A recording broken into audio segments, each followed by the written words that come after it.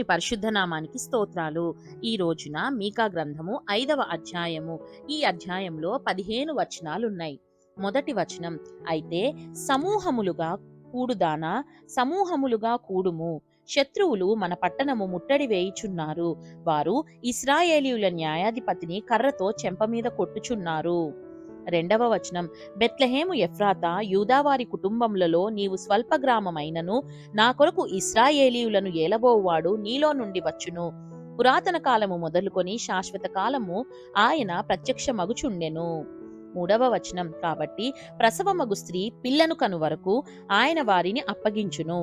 అప్పుడు ఆయన సహోదరులలో శేషించిన వారును ఇశ్రాయేలీయులతో కూడా తిరిగి వత్తురు.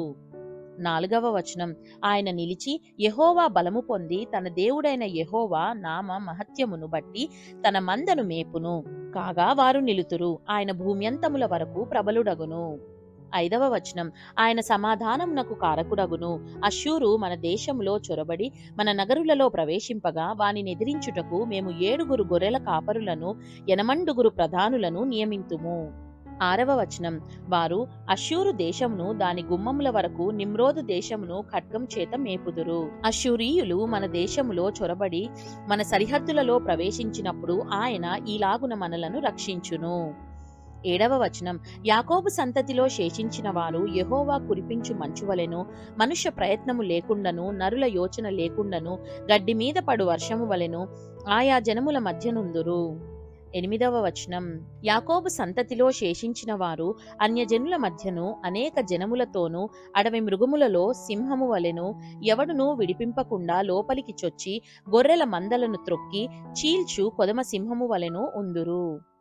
9వ వచనం, నీ హస్తము నీ విరోధుల మీద ఎత్తబడియుండునుగాక, నీ శత్రువులందరూ నశింతురుగాక.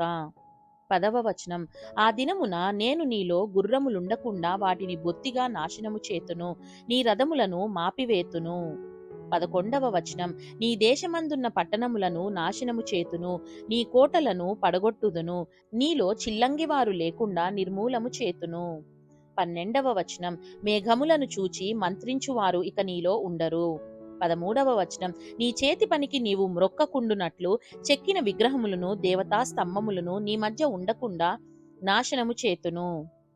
14వ వచనం, నీ మధ్యను దేవతా స్తంభములుండకుండా వాటిని పెళ్లగింతును, నీ పట్టణములను పడగొట్టుదును. 15వ వచనం, నేను అత్యాగ్రహము తెచ్చుకొని నా మాట ఆలకించని జనములకు ప్రతీకారము చేతును. ఇదే యెహోవా వాక్కు. దేవుడు చదవబడిన పరిశుద్ధ వాక్యాన్ని మనందరి వినికిడిలో దీవించి మనల్ని ఆశీర్వదించును గాక. ఆమేన్.